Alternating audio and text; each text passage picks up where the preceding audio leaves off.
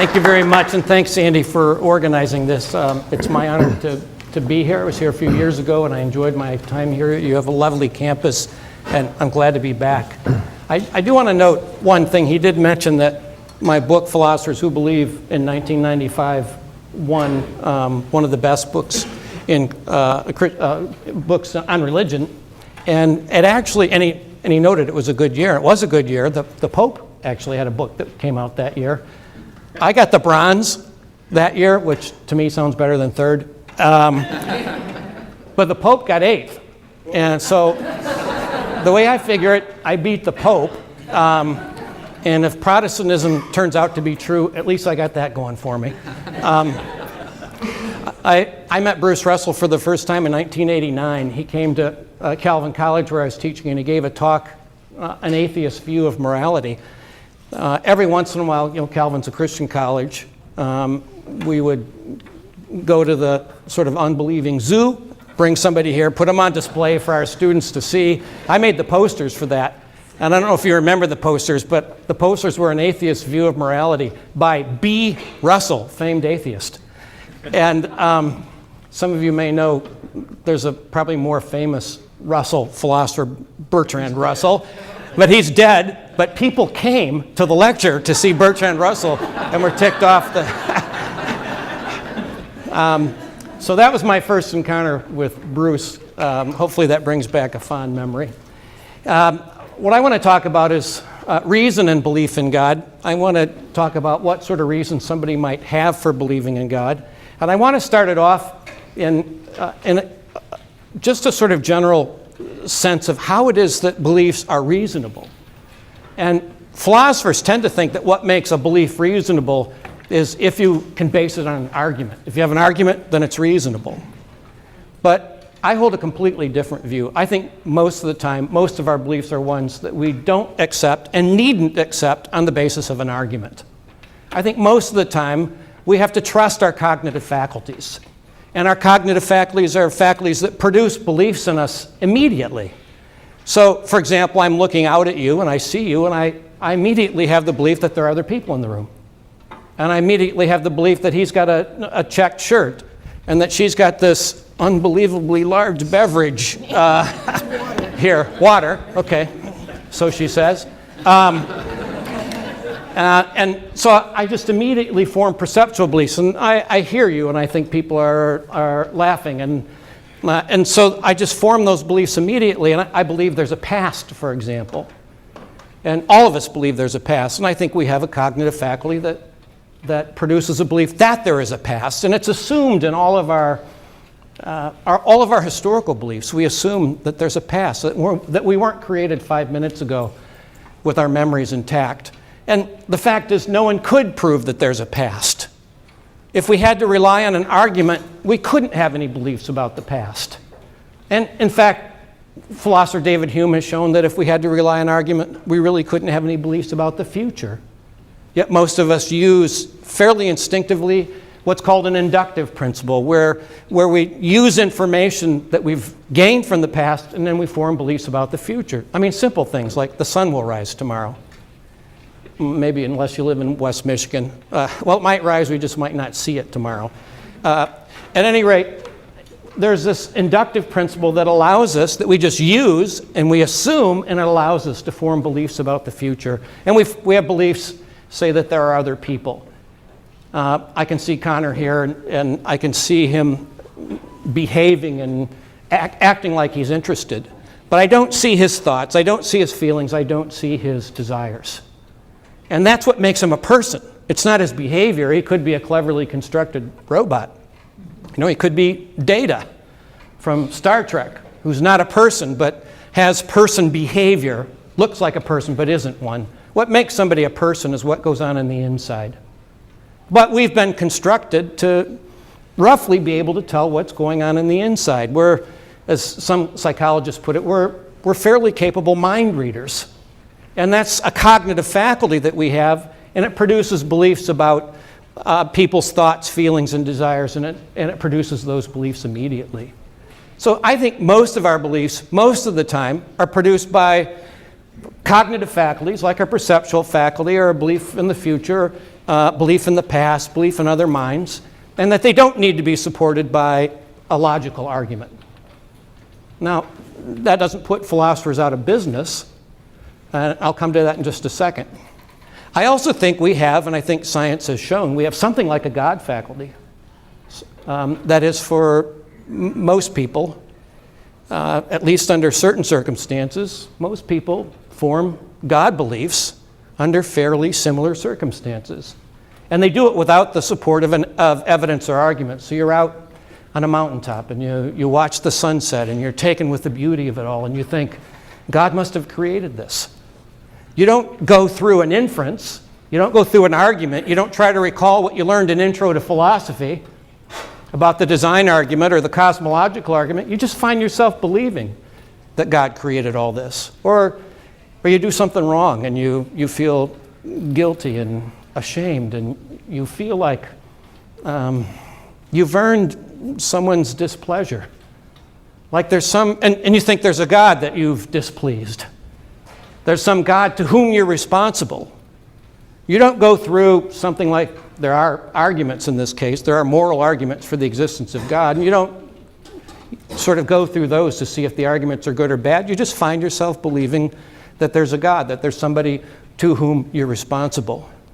I remember reading one time of a journalist, I think it was in the 60s when it was still cool to be a communist, for academics to be a communist, and he was British. He wasn't a communist. He was a British highfalutin, bourgeois communist. I probably drove a Volvo, but he was an atheist, materialist, communist, and then his wife had a baby, and he's in the room, and he saw the baby come out, and he held the baby, and he just found himself believing that there was a God. He just couldn't believe otherwise. He couldn't believe that this was just matter arranged baby-shapedly. He thought it was a creature and that God was the creator. So I think we do have a God faculty. I think it produces fairly typical religious beliefs. It does it across cultures. And like our other cognitive faculties, I think in general, people's belief in God doesn't need the support of evidence or argument. You can believe it. You're okay to believe it, just like it's okay to believe that Connor is a person, that there's a future and it will be like the past, that there is a past. It's okay to believe those without evidence or argument. So too, I think it's okay to believe in God, at least initially, without evidence or argument. And so if you look on your handout, I think by and large, the beliefs produced by our cognitive faculties are innocent. They're justified or rational or warranted. I don't want to get bogged down in the right philosophical term. They're innocent. They're okay, intellectually in the clear. They're innocent until proven guilty. That is, until you have some good reason to stop believing them. And we know that some of our cognitive faculties really aren't very good. Consider what I would call like the Lake Wobegon faculty. All of us, every single one of us, believes that we're above average, right? But we're naturally constituted to think we're better than everybody else. That's just part of our natural constitution. We have a cognitive faculty that overestimates our intellect, our virtue, our abilities. Now, that's a cognitive faculty for which all of us have good reason to think that it doesn't produce reliable beliefs. And we have others like that. I think we have other cognitive faculties, other sort of natural belief-forming mechanisms that produce beliefs that we have reason to think they're not reliable. And so a belief can be innocent until proven guilty, but that doesn't mean, a belief is innocent until proven guilty, but if there are reasons to either reject the belief, there might be reasons to reject the belief, there might also be reasons to call into account a whole cognitive faculty that we have. We're not going to call them all into account. We can't go back and prove all of our cognitive faculties. We're going to have to assume that some of them give us true beliefs in order to make assessments among our beliefs. So we're going to assume that by and large our cognitive faculties are reliable, that by and large they produce beliefs that are justified or rational, but we also know that sometimes they produce false beliefs. So here's what I think we should think about being rational. We have to trust our cognitive faculties. Belief starts with trust. It's the human condition. We're creatures. We're not epistemological gods, to use a philosophy term. We don't sit dispassionately above the cosmos and look down and check to make sure that our beliefs correspond to reality somehow. We can't do that. We're right here in the middle of our beliefs, right here in the middle of the world, right here in the middle of this time in history, trying to do the best that we can to figure out the truth. And the only thing we can use is our cognitive faculties. Our belief begins with trust. But I think, insofar as we can do it, evidence is truth conducive. Evidence is, it helps. I think we should assume that beliefs produced by our cognitive faculties are true, but we might want evidence that supports that. We want to see if there is evidence in favor of some of our beliefs. Some of you, for example, are science majors. Here's the interesting thing about science majors. Most of you believe most of what you learn in science classes because, not because you did experiments, not because you gathered evidence, but because somebody told you. You relied on testimony. You read it in textbooks and you say E equals MC squared. Well, if you had done the experiment, it would have been E equals MC cubed, or E equals MC to the 87th or something. If you had to do the experiment, you believe it because someone told you. But if you go on in science, sometimes you're going to see if there is evidence for at least some of the things in your special area. Why do you want the evidence? Because evidence is truth conducive. We want true beliefs. That's what we want. We're human beings. We want true beliefs. And so sometimes with our cognitive faculties that produce beliefs, and they're perfectly rational, I think, we want to know, is there some evidence for it? Can we have some confirmation? Can we sort of rest easy and think that the belief is true? And then I'm going to add one last thing, and this is the hard part. I think we also need to be open to counter beliefs. To beliefs that might show our beliefs to evidence that might show our beliefs to be false. I won't do it here, but I ask my students sometimes, how many of you believe roughly what your parents believe about religion and politics? And every hand goes up.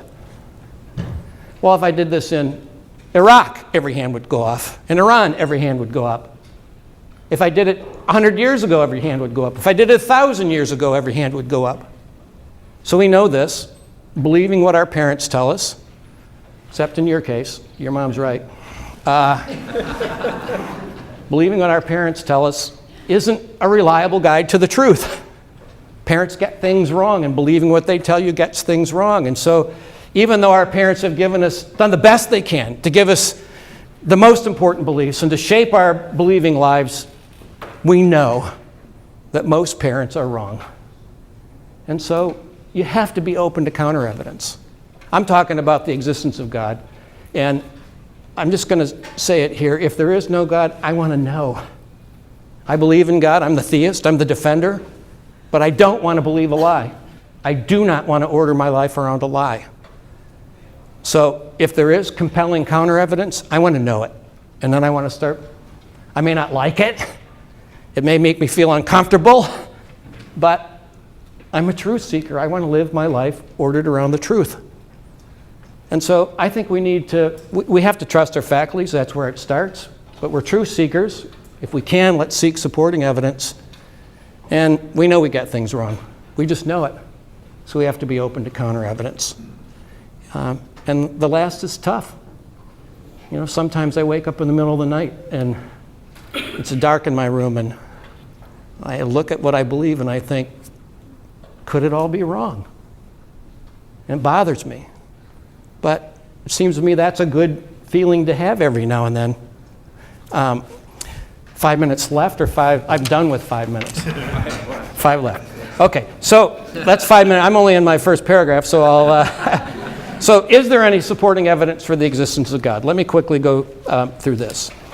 I've said your belief in God is okay, even without evidence, but maybe could there be evidence? And the evidence I want to mention is the evidence of fine-tuning. And there's a really interesting fact that we know well now, and that is that the universe is fine-tuned for the existence of human life.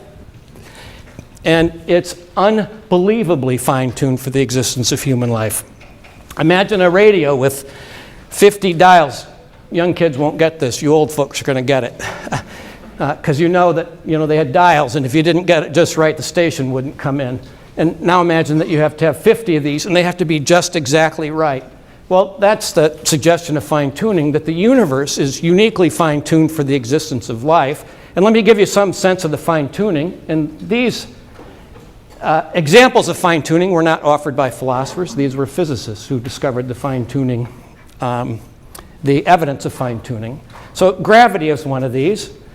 So if gravity, now let's just give you the number here. If gravity had been 1 over 10 to the 40th stronger, the universe would have collapsed too quickly for life to evolve. In the Big Bang, there was a big explosion. All the matter in the universe was contained in a singularity, and it shot out. Well, gravity is the thing that draws matter together. It's the every body is attracted to every body in the universe in direct proportion to its mass and in inverse proportion to its distance from each other. Now, think about that, guys. Like if you're single, everybody is attracted to you. And if you're fat, you're even luckier. Okay, that's all I'm going to say about gravity. All right. Anyway, if gravity, just take gravity and make it plus or minus 1 over 10 to the 40th, 1 over 10 with 40 zeros after it. If that had changed 1 bit, gravity would have been too powerful and drawn it back together, or it would have exploded and gravity wouldn't have been powerful enough, and the little bits of matter would have gone out and not come back together to form planets. The rate of expansion. There was an initial explosion at the Big Bang. The initial explosive forces shot things out at a certain acceleration. If they had differed by a factor of 1 over 10 to the 60th, the universe would have contracted too quickly or expanded too rapidly. If the forces had been too powerful, they would have shot out and gravity wouldn't have been able to draw the planets back together. And without planets, there couldn't be life. And if they had not been powerful enough, the particles would have shot out and gravity would have drawn it right back quickly. And nothing can exist in the singularity where all the matter is in the universe. So there's two. The strong nuclear force, this is the most powerful force in the world. Love does make the world go round, but the strong nuclear force is, in physics anyway, the most powerful force. It binds the nuclei of atoms together. If you take two positive charges and put them together, they want to repel. So if you got protons in your nucleus, they want to repel. And so there's a force that keeps these positively charged particles together. That's the strong nuclear force. If it had been stronger, it would have sucked electrons into the nucleus. If it sucked electrons into the nucleus, then there couldn't have been hydrogen. And if there couldn't have been hydrogen, there couldn't have been water. And if there's no water, then there couldn't have been life, at least as we know it. These are just 3 examples of fine-tuning. There are probably 24, 25, 26 examples of fine-tuning. And I have some quotations from some physicists who say this. This is Paul Davies, who's the chair of mathematical physics at the University of Adelaide. This is what he says about fine-tuning. It is hard to resist the impression that the present structure of the universe, apparently so sensitive to minor alterations in the numbers, has been rather carefully thought out. The seemingly miraculous concurrence of numerical values that nature has assigned to her fundamental constants must remain the most compelling evidence for an element of cosmic design. And Fred Hoyle, the Cambridge University astronomer and president of the Royal Astronomical Society, he says a common sense interpretation of the facts suggests that a super intellect has monkeyed with physics, and that there are no blind forces worth speaking about in nature. I won't develop the argument here. I'll just make this point. The fine-tuning argument is sufficiently powerful, I think, that if you believe in God in a basic way, in the way I suggest at the very beginning, it can confirm your belief. It's evidence in favor of your beliefs. It's evidence that supports the claim that your belief is true. And I can put it into a more formal argument, but I won't, since I have how many minutes? Less than 1. Less than 1, since I have less than 1. But I could put it in a more formal argument. At any rate, I think you see the point. The point is this. a universe that's uniquely fine-tuned and incredibly precisely fine-tuned for the existence of life is a lot more to be expected if there is a God than if there isn't. And that gives you some reason to think that, that there is a God, that is, that your belief in God is true, and so it gives you some confirmation of your already justified belief in God. Thank you.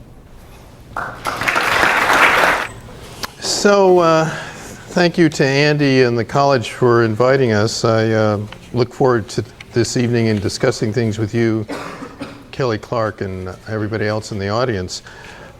I have this handout. I'm sorry, I think we made 150 copies, but there are more than 150 people here. So, as Andy said, I hope you can share with your neighbor if you don't have a copy of your own. But I have quite a few things to say, and I think it'll go more quickly if I actually basically read from the handout. Maybe there are extras he's collecting.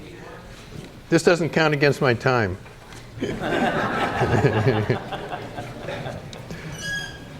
So to just set the ideas and the concepts, the kind of God that I think that both Kelly and I are talking about tonight is sort of a traditional conception of God. And I say at the beginning of my handout, the God that I will be talking about, by God I mean an all-powerful, all-knowing, holy good being. Some might want to add to the creator of the universe or change being to person, but I will argue against the existence of God understood in the way I propose. And if that sort of God does not exist, neither does a creator of the universe with those attributes, all-knowing, all-powerful, holy good. Further, I think that being all-knowing entails that God is a person, even if not a finite person like you and me. Now, the problem of evil is the main consideration or argument against the existence of this sort of God. And so I want to spend some time talking about the problem of evil. It's also sometimes said to be the problem of intrinsic badness, because there are bad things like suffering in the world, not all of which are caused by agents. And sometimes people use the word evil to restrict it to what comes from the activity of an agent. Bad things that come from agents are evil things. But I want to use the term evil broadly to include suffering that could result from natural disasters and the like. So this is a problem about how God, who's all-knowing, all-powerful, and wholly good, could allow so much suffering in the world. He might allow some in order to allow people to exercise their free will and to develop their moral character through their choices. But no good parent would allow her teenage son to beat his infant brother with a hammer, even if preventing that required her to interfere with his free choices and somehow impeded his moral development. The value of free choice is not absolute. It does not trump every other moral consideration. God might allow some suffering to foster perseverance, patience, and compassion in people, but there is way more suffering in the world than is needed to achieve those ends. So here are some false starts to the problem of evil. Some I get, and they say, look, that premise is false, and I say, yes. Now think of this one. So I'm going to start with what I think are false premises, questionable ones that people use to construct the problem of evil, and then give the version that I think is not open to question. So the first one goes, if God exists, there would be no suffering. Life on earth would be a hedonistic paradise. And I think, like many theists, that this premise or conditional, this claim, is false because God could allow some suffering, say in order to allow the exercise of free will and people to develop their virtuous character. So I think it's wrong. I agree that just because God exists, it doesn't follow there would be no suffering in the world. What's a better try? Look at 2 on my first page. If God exists, there would be no unnecessary suffering. That is, God would not allow any suffering unless allowing it were needed to produce some greater good or to prevent some greater evil. Here's a critique of even this premise. Peter Van Inwagen he still is, I think, a philosopher at Notre Dame. He said this in various places. Some morally good judge could allow a person to suffer one more day in prison for committing a crime that is strictly needed to deter people in the future from committing that sort of crime. He could say, sentenced the man to 365 days in prison in order to achieve the relevant end, say deterrence or reforming the criminal or whatever, even if 364 days would achieve it as well. In other words, Van Indwang is saying even a good person, a good judge, could allow a little more evil or bad or suffering than is needed to realize some end. Well, here's a reply. A good human judge might allow more suffering than is needed to bring about some desirable end, but that is because he is not omniscient. But God is omniscient and wholly good, so there's no reason for him to allow more suffering than is needed to bring about some desirable end or prevent some worse outcome. God would not allow any unnecessary suffering. However, I don't want to quibble about this premise. I think it's questionable, but why quibble? Let's assume it's false, and I'm going to give you a third one that I think can't be criticized. And it goes, if God exists, there would be no excessive unnecessary suffering. Why? Comment, no good human judge would impose an excessive sentence on a convicted criminal. For instance, a good judge would not impose a sentence of 20 years for minor shoplifting. Similarly, if God exists, he would not allow way more suffering than the allowing of which is needed to bring about some greater good or to prevent some greater evil. So here's the strongest version, I think, of the problem of evil. If God exists, there would be no excessive unnecessary suffering, but second premise, there is excessive unnecessary suffering. Think about the Holocaust, all the suffering from Stalin and Pol Pot and Cambodia, natural disasters creating suffering, tsunamis, hurricanes, earthquakes, droughts, fires, plagues, pestilence, etc. That seems to me to be way more suffering that you need to allow in order to allow people the exercise of their free will or to develop moral character, the virtues in people. You could do it with a lot less. Now, what about the discussion of this second premise? Some people, theists I know, theist philosophers I know, say we're in no position to judge. I'm in no position to judge that there's way more than is needed to produce these goods. The theist says that we are in no position to judge whether there's excessive unnecessary suffering or not. If God exists, he may allow all the suffering that appears to us to be excessive for reasons beyond our ken, that is, beyond our ability to grasp them. If a chess master makes a move that seems to a novice to be a blunder, that does not give the novice reason to believe it is a blunder, for he lacks expertise needed to grasp why the master makes the moves he does. Similarly, if we do not see the reasons that God might have for allowing all the suffering we see in the world, that does not give us reason to believe he has none. A novice is to the chess master as we all are to God. That's the theist kind of response to me when I assert this second premise. And here's what I say. This defense comes at a cost. It prevents us from rejecting a view that is clearly unjustified. Suppose some young earthers hold that the earth was created by God 6,000 years ago, or even, what's that other guy's, Russell's name? I think it's Bertrand. Even as Bertrand Russell said 5 minutes ago. We point out fossils that appear to be much older than that. The Grand Canyon that took many more thousands of years to emerge. Rocks that have been carbon dated to be millions of years old, etc. The young earthers are unmoved. They say that God created the earth 6,000 years ago with all the signs of age that I've cited and more. And he did this for reasons beyond our ken.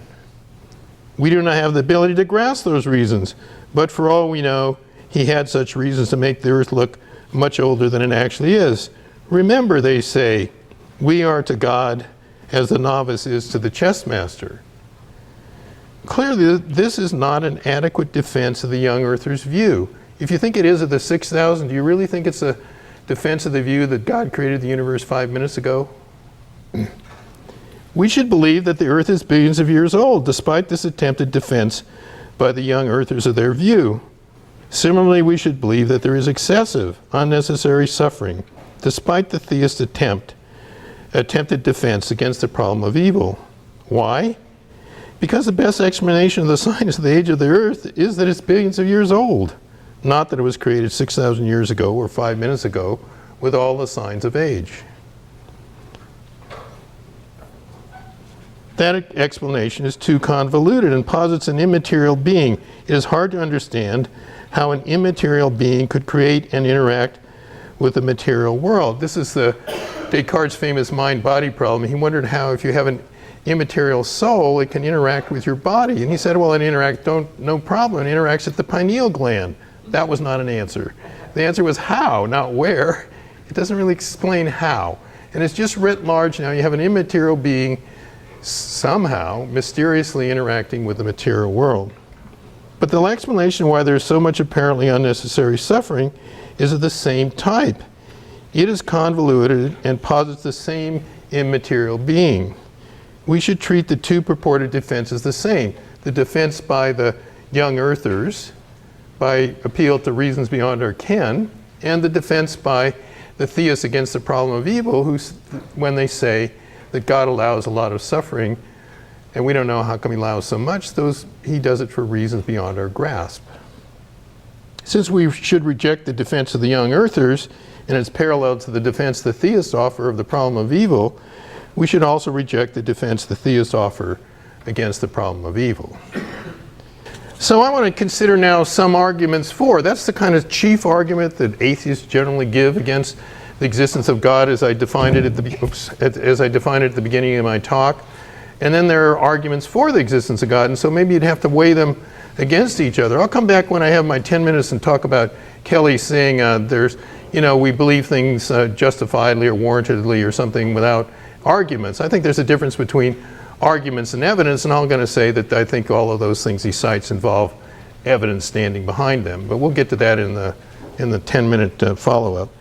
Now, there are various kinds of arguments for the existence of God. The first one I list are arguments from holy books. Holy books say, God exists, or say things that imply God exists. But why should we accept what they say when it comes to the existence of God or God, man, and earth? Why should we believe the metaphysical claims they make any more than we should believe that's a place called Oz ruled over by a wizard? Why should we believe that Jesus performed miracles? David Hume, I cut off a century from him. He's actually an 18th century philosopher. David Hume, an 18th century philosopher, said that when it comes to testimony about the existence of miracles, it's always more reasonable to believe the person telling the story was deceived or deceiving us than to believe that the miracle occurred. Standard design argument. We know that certain things, watches, wine presses, mouse traps, houses, cities, etc., were designed by an intelligent being, us. These things all share certain features. They have parts arranged in a certain way that enables them to perform certain functions. Keep time, press wine, catch mice, etc. So by analogy, we can reason that things in nature, the human eye, the entire body, the solar system, the entire universe, because it has those features, probably were produced by an intelligent being too, because they have parts arranged in an orderly fashion, though the intelligent being that must have caused them would have to be much more powerful and intelligent than us. So it's an argument by analogy. You see how it goes, and it argues to a powerful, intelligent being. Here's some critiques. Similar analogies lead us to false conclusions, so we should be suspicious. And here's a quote from Hume. Actually, I forgot to put quotes around. But the conclusion is not so certain of a designer, he's talking about, when we infer that blood circulates in humans because we know it circulates in frogs and fishes, or that sap circulates in trees because we know it circulates in animals. So this is a critique of Hume is about, he thinks that the analogy is kind of weak and remote because the specific things, watches and wine presses and mouse traps, have features that are similar, but they're not exactly like the things we see in nature, and so the analogy is weak. That's one of his criticisms. What I say is the proximate causes of some things, the nearby causes, the proximate ones, that display orderliness is sometimes an unintelligent force, say atmospheric conditions causing snowflakes to form in intricate patterns. You agree that the proximate, the nearby cause of why snowflakes have the structure they do has to do with atmospheric conditions, and that those are not intelligent forces. After Darwin, we believe that the eye and the entire human body were created by evolution in an unintelligent process. So there's as much reason to think that even intelligence itself is a product of unintelligent forces. There's as much reason to believe that the fundamental forces in the universe are unintelligent rather than intelligent. This is enough to undercut the traditional design argument. Fine-tuning. Kelly talked about fine-tuning, so I'll go through it again. I mean, he didn't get to completely finish his argument, but you got the flavor, and I'll give it again for you. There are fundamental constants in the universe: the expansion rate after the Big Bang, gravity, the strong and weak forces in atoms, that are such that if they were even slightly different, say by a factor of 10 to the minus 50, the universe would not have formed or clumped together, and there would be no life and no intelligent life. Chance is not a very good explanation of why these constants are set at values that support life and eventually intelligent life. That a good God designed the universe so that these constants are set to support life and intelligent life is a better explanation of why they are what they are. It is a good thing to have a universe with life and intelligent life, and a good God would create a universe that made these goods possible. I'm giving the argument here before I critique it. Here's my critique. 3 of them will come. Rocks fall straight down. Oh, wait, that's Andy's phone. I won't drop that. You believe this. Rocks fall straight down. They don't fall down in zigzag patterns or spirals, but there are infinite ways that rocks could fall. Chance is not a very good explanation why they fall straight down. However, a God who likes straight lines would want to create a universe where rocks fall straight down. So that God, with that preference, created the universe is a better explanation than chance of why rocks fall straight down. So we should accept that hypothesis. Obviously, this is not a good argument, but the fine-tuning argument has the very same form. So it's not a good argument either. I use this strategy often. You saw me using it back there when I said the defense of the young earthers is not very good. And the defense that the theists give against the problem of evil has exactly the same form and structure. So if you're going to say that about the young earthers argument, you're going to have to say it a defense. You're going to have to say it about the defense of against the problem of evil. Critique 2. There's a multiverse hypothesis that some physicists entertain. It's this. There currently have been an infinite number of universes, all with different settings of the constants we've been talking about. Of course, given that infinity, at least one of them will be like ours. We're lucky to be in the universe that supports life, but we don't need God to explain why we are. Even if this hypothesis is not strictly better than the God hypothesis, it's at least as good, and so we shouldn't accept the God hypothesis. If you have a competing hypothesis which explains phenomena at least as well, you're not justified in accepting that hypothesis. It's what Kelly has in his handout. He says the God hypothesis explains fine-tuning, but the problem is, and then so we should accept it, but that doesn't follow. It depends on whether there are competitors which are at least as good as the God hypothesis to explain the phenomena, and then we shouldn't accept the God hypothesis, nor the other one. Maybe we should suspend judgment. But my only point here is saying it doesn't follow we should accept the God hypothesis. Here's another hypothesis that explains fine-tuning. You agree that necessarily water is H2O? Roughly, you can have isotopes and stuff, but I mean, don't be sophisticated about this. Water is H2O. Necessarily, a brother is a male sibling, right? That's the definition of a brother.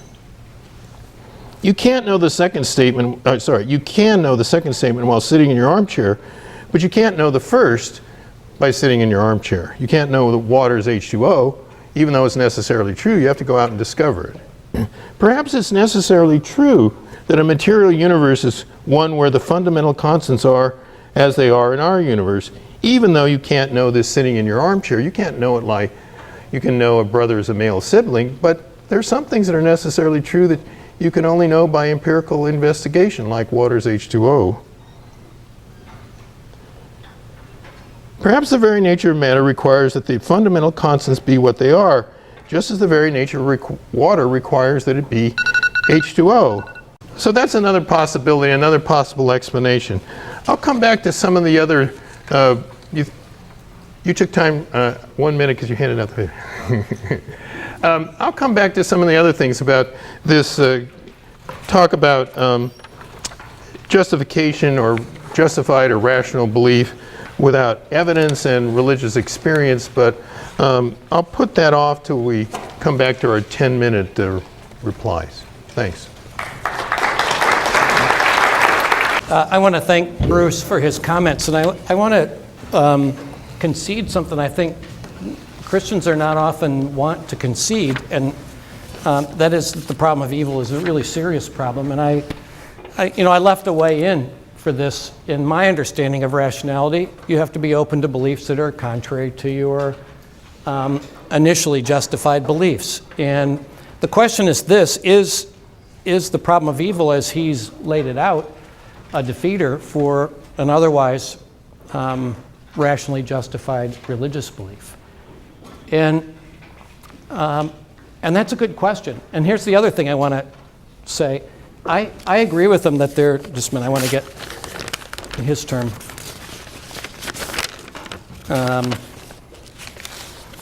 The unnecessary, excessively unnecessary, excessive unnecessary suffering. I agree. I just think it's one way to solve the problem of evil, I suppose, intellectually, is to say that there really isn't all that much evil. And you might think there's not all that much evil if you can downplay it and think that it all serves some obvious good.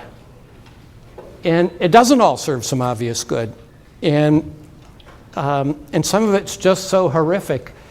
It just seems to me you do a disservice to your created brain, your God-created brain, if you think that there's some good that's served by, this is an example I use when I teach class. There's a young woman in Helena, Montana, who was kidnapped, had her arms and legs cut off, was then raped, was bundled into a box and buried into the ground.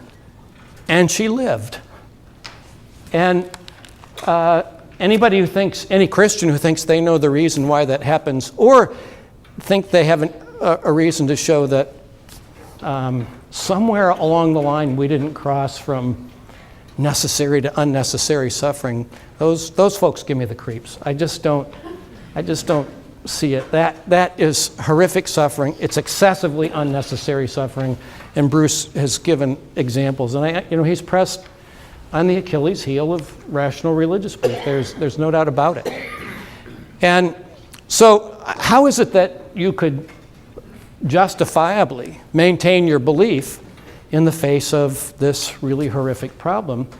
And it seems to me it depends on this. How strongly do you believe? How strongly is your warrant for your initial belief? How much is it raised by the evidence that I only very briefly gave? And how much is it outweighed by the counter evidence that he suggested when he did the fine-tuning argument, but also in the counter evidence of the problem of evil? And there's not an algorithm here. There's no one-size-fits-all way for assessing this. So, for example, just give you an example. If you don't believe in God, I think he's given you a really good reason to stay an unbeliever in God. If you don't believe, this defeater is pretty powerful, and he's giving you some reasons to reject some reasons for the existence of God. So if that's the way you start, you may end up with affirming your unbelief. You also may be a kind of a believer, but toying with agnosticism. Your belief may not be very strong. It may not have much by way of warrant or conviction. And you might not be too moved by my argument, but you might be really moved by the suffering of, and probably not the paper Bruce gave, which was a good paper, but by somebody's suffering. I think what moves people oftentimes to unbelief isn't that they read some philosopher who wrote about the problem of evil, but that somebody suffered in a way they couldn't possibly, they just can't fit it in with their religious belief system anymore. And suffering puts them over the edge from belief to agnosticism and maybe to atheism. And to me, that's just the way the human believing condition works. Again, I said we all want to believe the truth. It's hard to figure out. We don't have direct access to God, and we don't have direct access to God's reasons that might justify this. And so we have to make do with how all these things, as best we can, how they seem to us.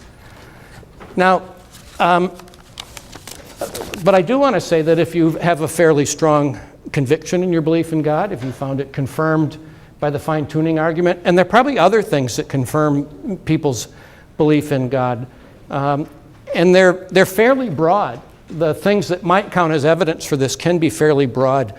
It can be that you think morality makes the best sense in a universe in which there's a God. The meaning of life makes the best sense of the meaning of life makes best sense in a world in which there's a God.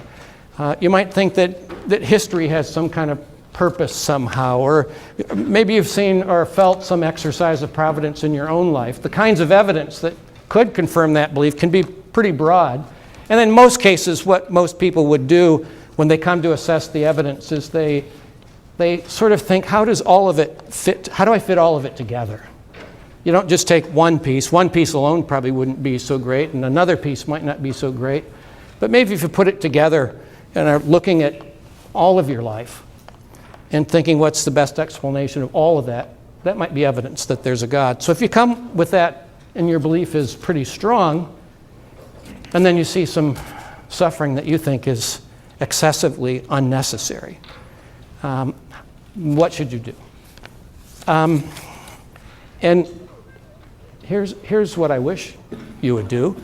I wish you would figure out why God allows excessively unnecessary suffering, and then tell me. And then when I'm in a debate with Bruce next time, I'll tell everybody else, because I have no idea. Some of the greatest minds that I know, I worked with Alvin Plantinga. He's worked really hard, done phenomenal work on the problem of evil, but he doesn't know why God allows evil. And a lot of people say Plantinga owes us an explanation. And I think if he knew, he'd tell us. It's not like he knows and he's holding out. It's not like he's keeping a secret. If he knew God's reason, he'd tell us. I think he thinks he doesn't know, and it's a big problem. So how do you live with big problems when you've got a fairly firmly held belief in God, and you've got this thing that bothers you, excessively unnecessary suffering? And then again, not in the abstract, but when you're the driver of a truck and you back your truck, you go home for lunch to eat with your family, and you back your truck out and you drive over your daughter and kill her, which has happened. What do you do? How do you fit it together? And all I can say is this: sometimes human beings have to live with unresolved tensions.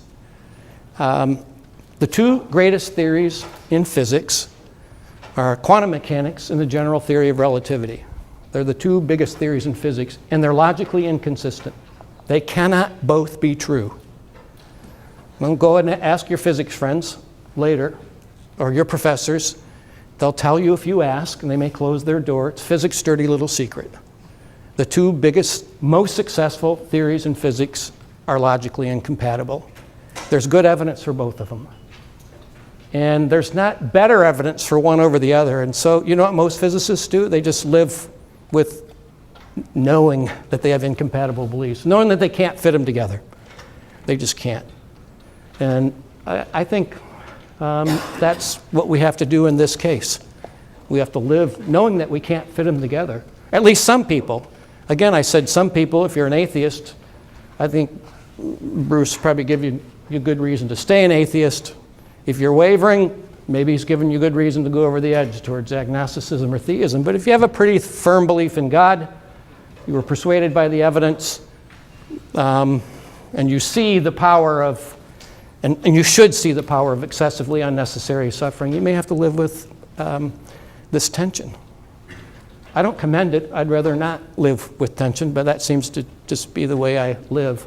You know how it feels when you're in a chair and you're leaning back and you're just about ready to go over the edge? Well, that's how it always is with me. Anyway, I think our believing lives are sometimes like that. There's a tension. There are things that fit better in a world with theism and things that fit better in a world without. There's just no doubt about it. None of us has the knockdown, drag-out case that our worldview is better than that worldview. There just isn't. All right, I just want to make a couple comments about the fine-tuning argument. I think I'll just respond to one. How much time do I have? 10 seconds. 10 seconds. Okay. I'll just respond to the multiverse. If I gave an hour-long talk, I would have said, yeah, you have to eliminate all the alternatives. I just made the main point. It is possible that there is a whole bunch, an infinite number of spatio-temporally unconnected universes. That's possible.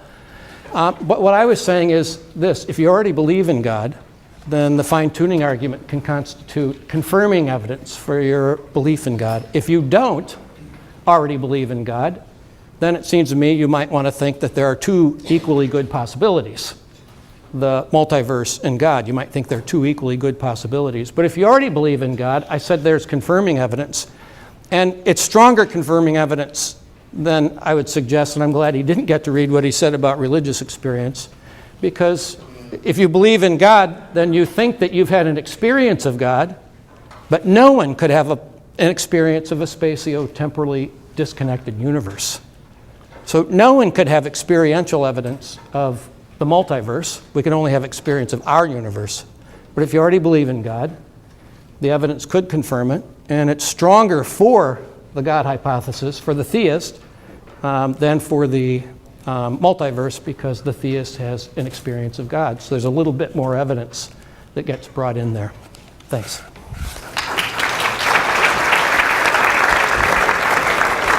Strength of belief, how strongly you believe something, and whether you're justified in believing it. To me, it doesn't matter how strong you believe it. I just care about whether you have any good reason to believe it or not. So to me, it's the wrong way to put the issue about, well, if you're a Christian and you strongly believe this, maybe you're not going to be moved by Russell's presentation of the problem of evil. It doesn't matter whether you're moved. It's a question whether you should be moved. That is there good reason to accept the premises and therefore the conclusion of my argument? And if you have a strong belief in Christianity or some other theistic belief, and this is a very good argument, you should give up your belief. If you want to be rational, you should give it up. And the same way with me. If I'm committed, a very committed atheist, and somebody gives me a proof for the existence of God, I should quit being an atheist and become a theist. So I don't like confusing psychological positions about how strong you believe something with questions about whether you're rational or justified in believing them. Then I want to say something about what Kelly said at the beginning about rational belief. And he says we have to start and trust our cognitive faculties, and we trust perception and believe the past and other minds, and that there's an external world. But I think that though all of those things don't have proofs, they don't have arguments whose premises are certain and the conclusions follow from them, but they're full of evidence. Everything you believe, not everything, many things you believe and justifiably are based on evidence. I believe that Connor is a person because I had dinner with him. He acts like a person, he looks like a person, and the best explanation is he's a person, not a robot. Does it guarantee it? No. Are you sure that the external world, you're in the external world, are real people, real chairs, real me, real Kelly? Well, you've seen the movie The Matrix. Maybe you're in the Matrix. Yes, maybe you are. But the best explanation is you're not. And so what you ought to believe is you're not. And that's evidence. You have all of this, you have all your visual, tactile, etc. evidence. And the best explanation of that evidence is you're in the real world. There's a real lectern here. All of these things, other minds, the past, perceptual things, they all have evidence, if not proofs, behind them. So I don't think you should confuse lacking proof with lacking evidence. And the complaint is, nothing so far has been said that amounts to evidence of the same nature we have for us and so forth, and perception in the past about the existence of God. But now I do want to turn and finish reading, the sections I didn't get a chance to read about religious experience and so-called belief without evidence. So it's next to the last page. Some people report they have experienced a divine presence that seems as real as our experiences of each other. Our experiences of other people give us reason to believe that they exist, so the argument goes. So people who experience the divine have as much reason to believe that God exists. That's the argument. Here's my critique. We can explain religious experiences in psychological terms. We do not need to invoke God as their cause. Freud said that people believe in God because they fear the occurrence of natural disasters, disease, and death. If God exists, then these fears are assuaged. We can appeal to Him in our prayers to prevent these evils from befalling us. And we need not fear death, for there is an afterlife. But then our belief in God would be based on wishful thinking, and we are not justified in accepting something on the basis of wishful thinking. Some religious experiences probably are also the result of unfulfilled wishes, but then they would not provide reason for us to believe we actually experience God. Second critique, neuroscience is just in its infancy, but already we can see that what goes on in our neurons affects, to say the least, what experiences we have and what we believe and desire. There's good reason to think that religious experience can be explained in terms of what goes on in our brains independently of any God causing those events to happen. We know that people who take certain drugs, hallucinogens, report having religious experiences. Probably something similar is going on in the brains of those who have religious experiences but are not on drugs. The neuroscientific explanation of religious experience is at least as good as the God hypothesis, so we should not believe the God hypothesis. You see, my strategy, it's one thing to say you can look at the problem of evil in a different light if not you have strong belief in God, but if you have other reasons to believe, fine-tuning, religious experience, design argument, lots of other arguments I don't have time to go through. If any of those arguments were sound, that would be true. That would put the problem of evil in a different light because we'd have to weigh its force against those others. But I'm just trying to be going through all of the other arguments for and reasons, I use arguments broadly here, reasons for the existence of God, and say that doesn't work, that doesn't work, that doesn't work. And mainly my complaint that it doesn't work is founded on the thought there are other hypotheses that I don't say are better, but they're at least as good as the God hypothesis to explain whatever phenomena we're focusing upon. And insofar they're at least as good, you can't believe the God hypothesis because the only justification you have is if it beats the competitors. What about some beliefs without evidence? Some people think we are justified in believing our friends and loved ones are persons, creatures with genuine inner psychological lives, consisting of beliefs, desires, and feelings pretty much like our own, but that we have no proof that they are. They could be zombies, or cleverly constructed robots, or put here by intelligent inhabitants of some distant planet. Nevertheless, we immediately believe that our friends and loved ones are persons. Well, maybe except for Weird Uncle John. And we are justified in believing that. So if on seeing a beautiful flower or sunset or feeling the presence of God after having ascended a mountain, we immediately believe God created this flower, as Plantinga says and as Kelly said, we are justified in believing He did, and so He exists. Here's my critiques. While we do not have a proof that our friends and loved ones are persons, as I said a minute ago, we do have evidence. They cry or cuss like us when they hit their fingers with a hammer. They weep and sometimes withdraw when their friends or favorite dog die.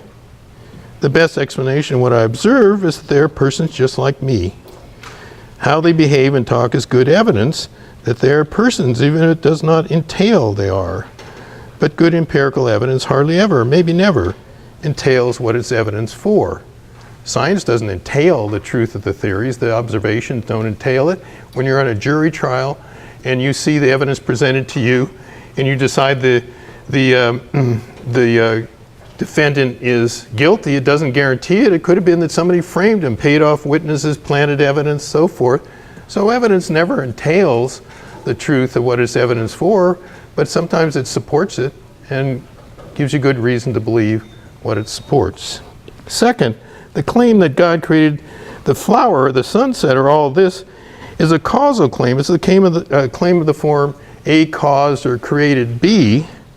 And even if we were justified in believing some non-causal claims on no evidence, which I deny, but just for the sake of argument, evidence is required for us to be justified in believing a causal claim, perhaps with the exception of when we ourselves cause something, say, for our hands to be raised in order to ask a question. Maybe I know immediately that I caused my hand to go up. But every other kind of case where I say, oh, he made that shoe, he painted that painting, we have to have some kind of evidence to believe, to justifiably believe those sorts of causal claims. Thanks.